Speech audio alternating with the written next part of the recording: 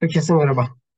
Ee, Meslektaşlarım veya başka kullanıcılar için faydalı olabileceğini düşündüğüm Excel'de e, Visual Basic kullanarak bir makro yazılım geliştirdim. Bunu sizlerle paylaşmak istiyorum. Yazılım tek seferde birden fazla UTM ve coğrafi koordinatlar arasında dönüşüm imkanı sağlıyor. Aynı zamanda e, tek seferde yine koordinatlarımızı Google Earth ortamına aktarmamızı sağlıyor. Bunun için çeşitli web tabanlı yazılımlar var ancak genellikle tek seferde bir nokta için işlem yapmamıza olanak sağlıyor. Yani Türkiye'de en çok kullanılan harita genel komutanlarının web sayfası bildiğim kadarıyla. Başka ortamlar da var tabii. Ya da CAT yazılımları var. Ancak onlar da her zaman ulaşılabilir olmayabiliyor bilgisayarımızda. Kurulu olmayabiliyor.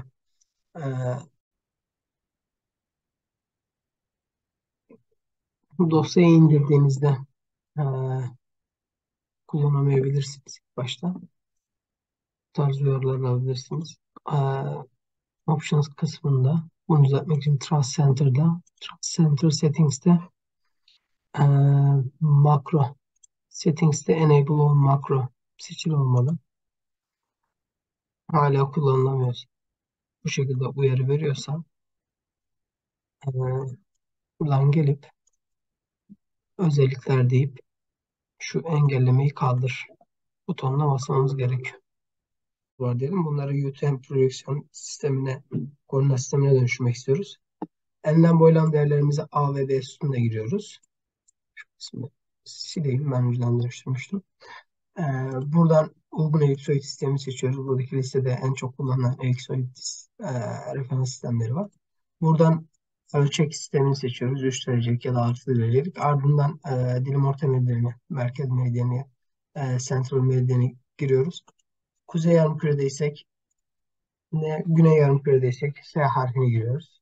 Bu detaylar e, false easting ve false north değerlerini hesaplamamız için önemli. Ee, ilk durumdan başlayalım. Dört farklı durumumuz var. Bu dört farklı durum ilk olarak kuzey yarımkürede olup başlangıç medyanın batısında olabiliriz. Bu birinci durum bu şekilde. Ne dedik? GR80 neyi söylediğimi seçtim. 3 derecelik sistem dedim. Dilim orta medyanım 30. Bunu 3 derecelik kullanılanlar için bu linkten Türkiye için geçerli sadece bu. 30 olduğunu biliyorum. E, 6 derecelik kullanıcılar için biraz sonra göstereceğim. Buradan 30'da girdik. Tüm parametrelerimizi seçtik. Dönüştür diyoruz. Ee, UTM koordinat sisteminde sağ ve yukarı değerlerimizi elde ediyoruz. İkinci örnek güney yarımkürede bu sefer 6 derecelik sistemde e, güney yarımkürede olduğu için sağın serisini girdim. Merkez meridyen içinde central meridyen değerini de ilk linkten bakacağız. -15'e 23 -15'e 23 değerini yakalıyorum. Yani yaklaşık olarak şuralarda bir yerde. Zambiya bir bölge sanırım. Burada merkez meridyeni 21 olduğunu görüyorum. Burada da 21'e giriyorum. Ardından işte diyorum elde ediyorum. İkinci seçenek Güney Yarımküre'de bu sefer başlangıç meridyenin batısında değil, pardon. Önceki örnekler doğusundaydı. Bunlar batısında kaldığı için Central Meridyen değerim negatif olacak. Burada önceden araştırdığım bildiğim için -63 olduğunu biliyorum ben. Yine güney yarımkürede bunun için de dönüşüm yaptım. İkinci seçenek -111 olacak. Merkez meridyenim yine 6 derecelik sistemde. Bu sefer kuzey yarımkürede North'unu giriyorum. Dönüştür diyorum ve dönüştürüyorum. Tek seferde birden fazla koordinatları dönüştürmek istediğimizde de yine aynı şekilde uygun sayıda seçiyoruz. Ardından ölçek sistemini 3 derecelik sistem. Buradaki koordinatların tamamı dilim orta meridyeni 33. Kuzey yarımkürede olduğu için North'u girdim. Dönüştürmek istediğim koordinatları seçtim. Transform dedim. Enlem bölen değerlerini elde ettim. Buradan kopyaladım. Google Earth'a aktarmak istiyorum ben bu notları. Yapıştırdım.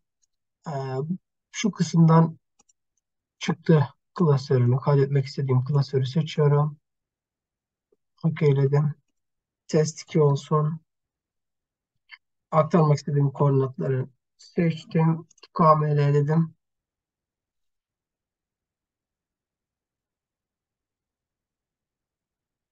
Ve Google Earth'e noktalarımı hızlı bir şekilde aktarmış oldum. Dinlediğiniz için teşekkür ederim arkadaşlar. Bu şekilde eminim geliştirilebilecek noktaları, eksik olan noktaları vardır. Görüşleri açayım. Herhangi bir sorunuz olursa da mail yoluyla ulaşabilirsiniz. Mailimi de açıklama kısmına eklerim. Aynı şekilde bu Excel dosyasını da açıklama kısmına ekleyeceğim. Görüşmek üzere. Hepinize kolay gelsin.